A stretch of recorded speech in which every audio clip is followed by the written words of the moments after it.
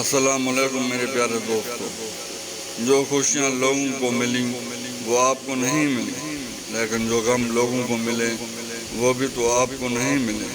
موازنہ بے سکونی کا سبب بنتا ہے اور شکر ادا کرنے میں ہی عافیت، برکت اور سکون ہے۔ پھر کچھ لوگ ایسے بھی ہوتے ہیں جو سب لوگوں کے سامنے تو بہت اللہ والے بنتے ہیں، صرف اپنی ذات کی تسکین کے لیے۔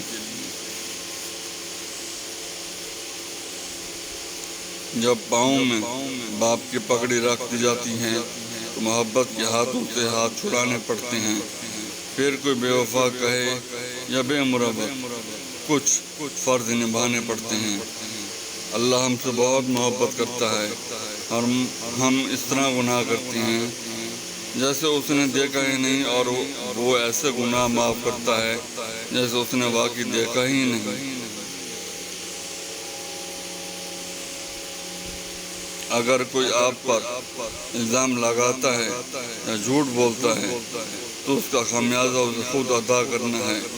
آپ اللہ پر اپنا معاملہ چھوڑ کر مطمئن رہیے۔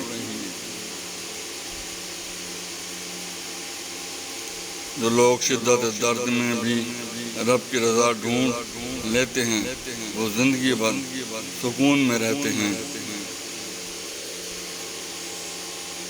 کسی کا بار بار یاد آنا اور کسی کی یادوں کو بلانا چاہو، اس کی 3 باتیں یاد کرو: اس کا دھوکہ دینا، اس کے جھوٹے وعدے، اس کی جھوٹی تسلیاں۔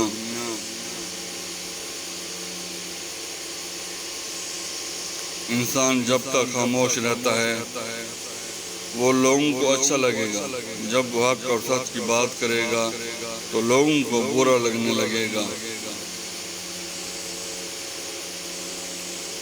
انسان کو مارنے کا آسان طریقہ یہ ہے کہ اسے لہجوں، رویوں اور باتوں سے مار دیا جائے۔